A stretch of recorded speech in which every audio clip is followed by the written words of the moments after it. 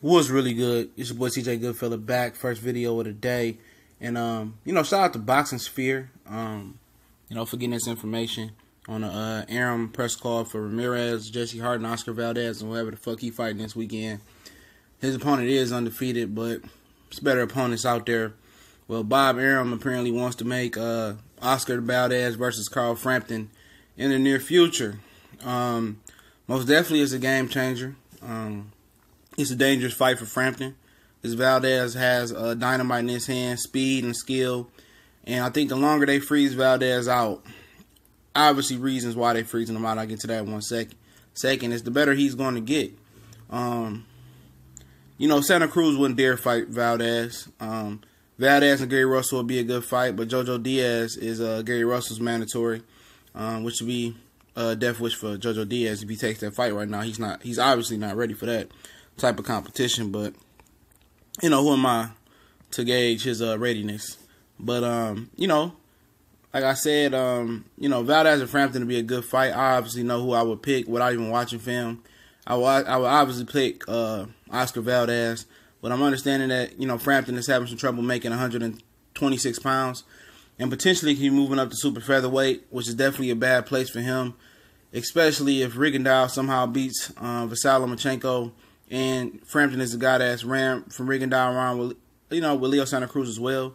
Santa Cruz said basically there's no more fights for him at 126 because he's not trying to fight Gary Russell. He's not trying to fight Oscar Valdez. He's not trying to fight anybody that can beat him. He's one of the most overrated boxers and one of the biggest bitches in the sport of the boxing. And I've been saying it over and over again. I won't mince a word. But this fight, if Frampton can make the weight, he missed the weight last time even though his fight got canceled. Great fight. Frampton has the ability to beat Valdez just off of the clout that he has the experience on a big stage. Valdez haven't been in this caliber of a fight, especially if it's in Belfast or across the pond.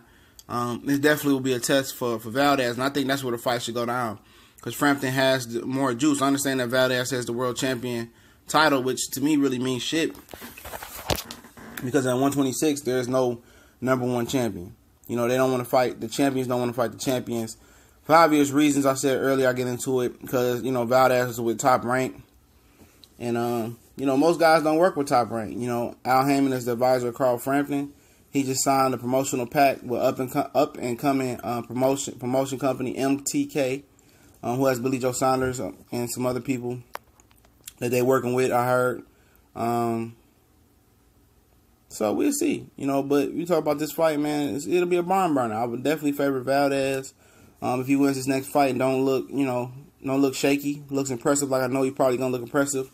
I probably pick him to knock out Frampton, I can see that happening. That's if it's in the United States. If it's in Belfast or over across the pond, I don't know.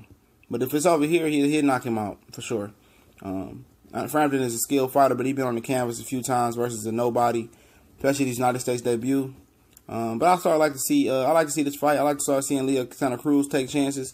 But if they go to 130, Frampton and Santa Cruz, it's over for them. I'm telling you that right now. But we gone.